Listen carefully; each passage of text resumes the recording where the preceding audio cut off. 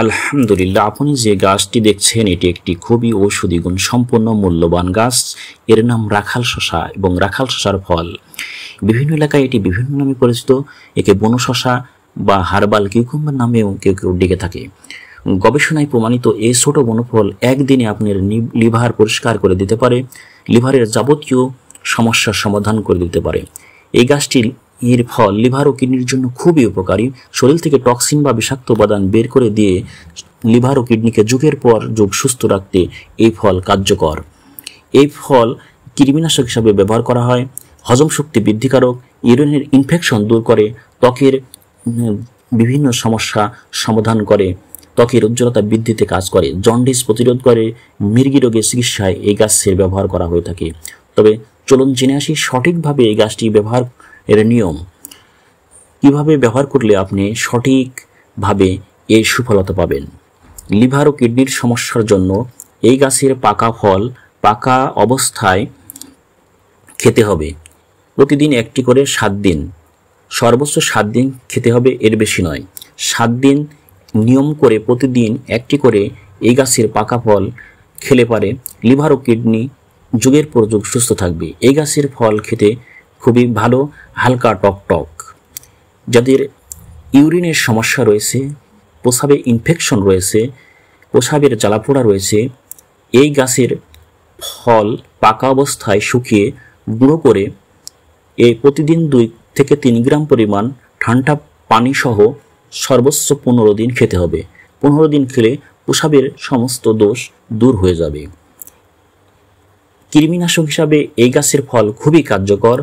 যাদের পেটে বিভিন্ন প্রকার কৃমি রয়েছে, অন্ত্রিক কৃমি রয়েছে, গুঁড়ো কৃমি রয়েছে, মাত্র 3টি ফল 3 দিন খেলে সমূলে কৃমি সমস্ত বিনাশ হয়ে যাবে।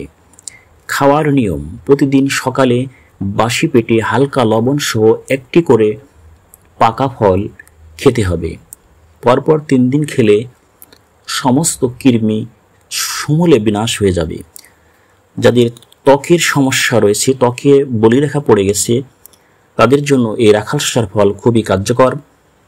রাখাল শসার রস ত্বকের প্রদাহ, ব্রণ, র্যাশ কমাতে ফেস প্যাক হিসাবে ব্যবহার করা হয়।